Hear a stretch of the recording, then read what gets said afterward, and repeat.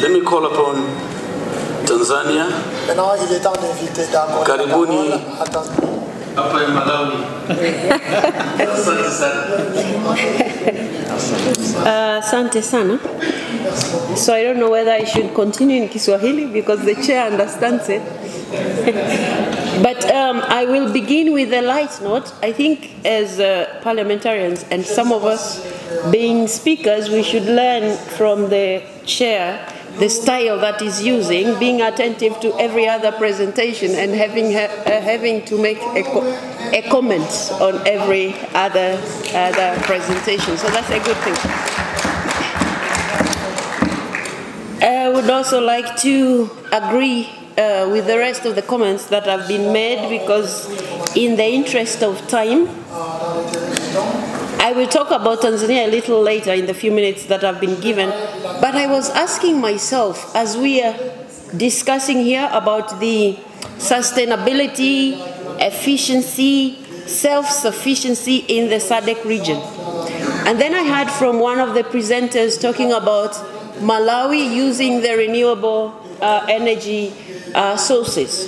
And then my question is, and I hope they'll have time to respond, what is the percentage of the population in Malawi that has access to electricity? Because it was presented in a very good way, so I would really like to learn and then see if it's working in Malawi. Definitely everybody else should be able to do that. And I think it's important for all our countries to have that sense of how many people in our respective countries have access to electricity. It's important because when we meet in these big gatherings, it's so easy to explain, the projects and programs in our respective countries. But I must commend the lady from Madagascar, the Deputy Speaker. She spoke about the challenges that the entire country of Madagascar is going through. And so it's easier once you admit the challenges that are going on in our countries. Now, I'm saying all that because of this topic. We are talking about sustainability. If the majority of the population in our respective countries don't have access to energy at all, to electricity at all, and then we are discussing about sustainability. What are we sustaining? They don't have that power. And we are talking about clean energy. They don't even have that dirty energy. So, so we have to be realistic. We have to be realistic. It's true, we talk about climate change. We talk about the fact that it is our responsibilities to ensure that we protect the globe. Yes, it is true. But when you consider that most of the SADC countries, we are still in the dark, maybe we should be looking at solutions that are going to give our people access first, and then start from there cleaning up whatever is dirty. And I had here, we are talking about women and the fact that they use firewood, they use charcoal. I mean, I was looking at the statistics from the presentation here.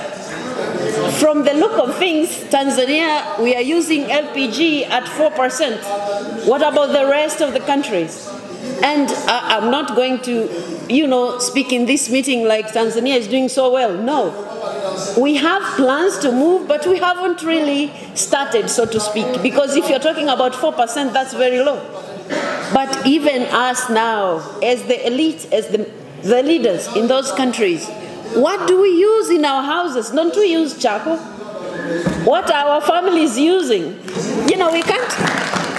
We have to lead by example if that's what we are saying. And I was looking here at the load shedding. Some of our countries have developed so much that the load shedding is actually put on the internet so that our citizens can actually go to the internet and see when they will actually have power. And we are talking about sustainability. What is it that we are sustaining? we should look at the practical solutions for our countries instead of looking at what others are saying in other places outside SADC, where they already had power for a long time and they have used a similar methods that they are now preventing us from using. I don't think we should buy into that. But now my time is running. Now back to Tanzania.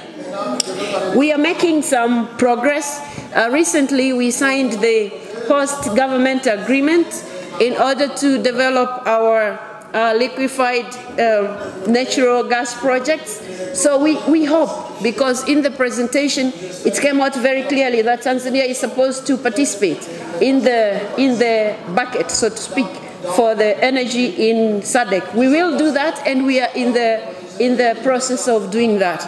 But we also have a huge project, and I sympathize with our colleague from DRC Congo, and I hope things will work out in order to use the Congo River. Now, in my own country, we have a large project to develop power, which is the Julius Nyerere hydropower project.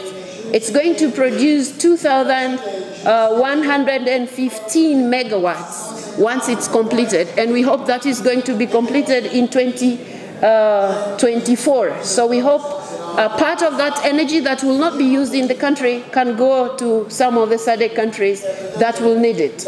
Now, because I talked about statistics from our own countries, in my own country we have had, because our country is big, we have had to establish a rural electrification agent, which is rural energy agent, just for rural, to ensure that the villagers have electricity. And in that plan, we are hoping by the end of this year, electricity would have reached every village in Tanzania.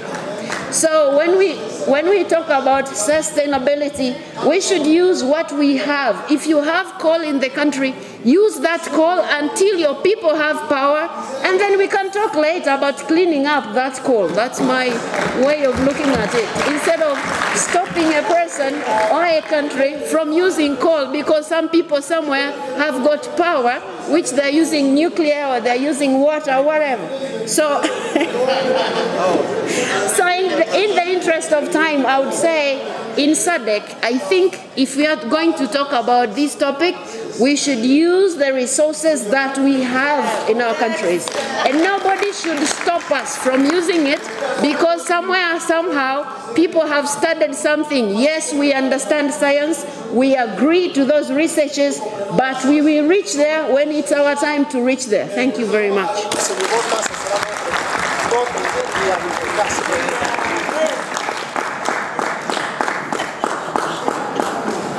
Asante sana from Tanzania. Kama kuna mtu haana usingizi, ni waziri wa umeme. If there are ministers who have sleepless nights in the region, these ministers of energy or ministers of petroleum, it is very challenging. I'm not going to answer for the technocrats, but they will come in. You are right what you are saying, that we need also to have regional integration. Malawi was hit by Cyclone Ana, and we lost 130 megawatts. That was on the 24th and 25th of January this year. But you can ask, why the lights are not going off? There is a magic which we are doing in order not to lose power. On peut se demander pourquoi la lumière ne s'éteint pas. Il y a une petite magie que nous utilisons. And I would like to urge the parliamentarians Et je voudrais demander à mes collègues parlementaires to remove all these obstacles d'enlever, de mettre de côté sous ces défis in order to achieve the intended goals of access to energy. afin que nous puissions aboutir à notre but commun, ce qui est accès à l'énergie. Malawi and Tanzania, we are developing Songwe River Basin Malawi et Tanzanie développons le bassin de Songwe rivière Songwe. Which will be giving us both countries power sharing. Ce qui va nous produire de l'énergie. Almost 190 megawatts. En plus de 190 mégawatts. Malawi has hydropower plants in one river, Malawi, nous avons which is not also very good for security. Dans une rivière. Suppose the cyclone Anna hit Nkula, the first power plant, and then goes to the second power plant, and then to the third power plant. Malawi was going to be in that.